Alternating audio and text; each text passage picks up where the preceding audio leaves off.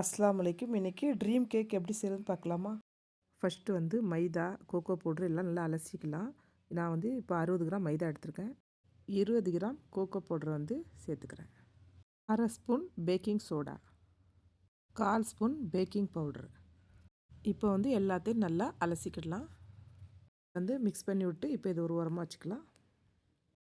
இப்போ வந்து ஒரு பவுலில் காய்ச்சி ஆற வச்ச பால் வந்து ஒரு 100 கிராம் வந்து இதில் சேர்த்துக்கிறேன்.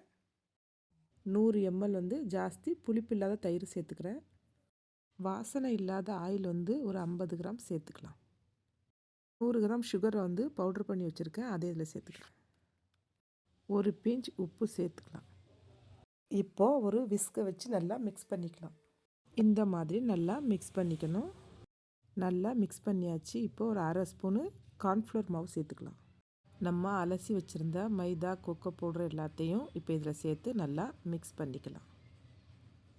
இந்த மாதிரி மிக்ஸ் பண்ணிக்கணும். நல்லா மிக்ஸ் பண்ணியாச்சு. இப்போ ஒரு 1/2 ஸ்பூன் வெண்ணிலா எசன்ஸ் சேர்த்து அதையும் நல்லா மிக்ஸ் பண்ணிக்கலாம். இப்போ இதை வந்து நம்ம ஒரு கேக் டின்னுக்கு மாற்றிக்கலாம். ஒரு கேக் டின்னில் வந்து ஆயில் தடவி பட்டர் பேப்பர் போட்டு வச்சுருக்கேன். இப்போது கேக் மிக்ஸிங்கை வந்து இந்த டின்னில் சேர்த்துக்கலாம். ஒரு ஸ்டிக்கை வச்சு இந்த மாதிரி வந்து பண்ணிக்கணும். அப்போ தான் கேக் வந்து ஈவனாக வெந்து வரும். இப்போ வந்து ஓடிஜியை 180 டிகிரிக்கு 10 மினிட்ஸ் வந்து ப்ரீஹீட் பண்ணிக்கலாம்.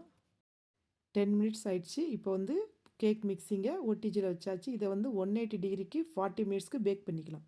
40 மினிட்ஸ் ஆயிடுச்சு. இப்போ வந்து ஒரு ஸ்டிக்கை வச்சு குத்தி பார்க்கலாம். ஸ்டிக்கில் வந்து ஒட்டாமல் வரணும். ஒட்டாமல் வந்துட்டாலே அது நல்லா வெந்துட்டுன்னு அர்த்தம். ஓடிஜிலேருந்து வெளியே எடுத்தாச்சு. ஸ்பாஞ்ச் ரெடி ஆகிட்டு இப்போ இதை நல்லா ஆற வச்சுக்கலாம். ஸ்பாஞ்ச் வந்து நல்லா ஆறிட்டு இப்போ நம்ம டின்னில் இருந்து எடுக்கும்போது எவ்வளோ அழகாக வருது பாருங்கள். இப்போது ஸ்பாஞ்சில் உள்ள பட்டர் பேப்பர் வந்து ரிமூவ் பண்ணிக்கலாம். எவ்வளோ சாஃப்டாக வந்திருக்கு பாருங்கள். இப்போது சாக்லேட் கனாஷ் வந்து ரெடி பண்ணிக்கலாம். நான் வந்து 200 கிராம் டார்க் சாக்லேட் எடுத்திருக்கேன். இப்போ இதை ஒரு பவுலில் சேர்த்துக்கலாம். 100 கிராம் விப்பிங் க்ரீம் எடுத்திருக்கேன், அதை இப்போது சாக்லேட்டோடு சேர்த்துக்கலாம். இப்போ இதை வந்து நம்ம டபுள் பாயில் மெத்தடில் வந்து நம்ம மெல்ட் பண்ணிக்கலாம். ஸ்பாஞ்சை வந்து இப்போ நம்ம 3 லேயர்ஸாக கட் பண்ணிக்கலாம். ட்ரீம் கேக் டின்னில் வந்து ஃபஸ்ட்டு நம்ம கட் பண்ணி வச்சுருக்கிற ஸ்பாஞ்சு ஒன்றை வச்சுக்கலாம். அதில் இப்போ வந்து நம்ம ஸ்பாஞ்சுக்கு மேலே சுகர் சிரப் ஊற்றிக்கலாம். லைட்டாக நம்ம ரெடி பண்ணி வச்சுருந்த சாக்லேட் கனாஸை வந்து இப்போ ஒரு லேயர் ஊற்றிக்கலாம். இப்போது குட்டி குட்டியாக கட் பண்ணி வச்சுருக்க சாக்லேட் வந்து இதுக்கு மேலே வந்து நம்ம தூவிக்கலாம். கட் பண்ணி வச்சுருக்கிற இன்னும் 2 ஸ்பாஞ்ச் இருக்குல்ல, அதையும் நம்ம ஃபஸ்ட்டு பண்ண அதே மெத்தடில் ஒன்று ஒன்றா இதை வந்து நம்ம பண்ணிக்கலாம். இப்போது லாஸ்ட் லேயரில் சாக்லேட் கனாஷ் ஊற்றி இதை வந்து நம்ம ஃப்ரீசரில் 2 மணி நேரத்துக்கு கூலிங் வச்சுக்கிடுவோம். 2 மணி நேரம் ஆயிடுச்சு. இப்போ வந்து நல்லா கட்டியாகிடுச்சு. இப்போ வந்து நம்ம லாஸ்ட்டாக இதுக்கு மேலே கோகோ பவுடரை வந்து தூவிக்கணும்.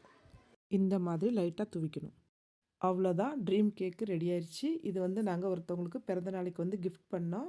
அவங்க சாப்பிட்டு பார்த்துட்டு சூப்பராக இருக்குன்னு சொன்னாங்க. இதே மாதிரி வீட்டில் நீங்களும் ட்ரை பண்ணி பார்த்துட்டு எப்படி இருந்துச்சுன்னு கமெண்ட்ஸ் சொல்லுங்கள். இது போல் சுவையான சமையல் வீடியோஸ் பார்க்கணும்னா பெங்களூரின் எல்லை ருசி சேனல் சப்ஸ்கிரைப் பண்ணிக்கோங்க. இன்ஸ்டாவில் ஃபாலோ பண்ணிக்கோங்க. தேங்க்யூ.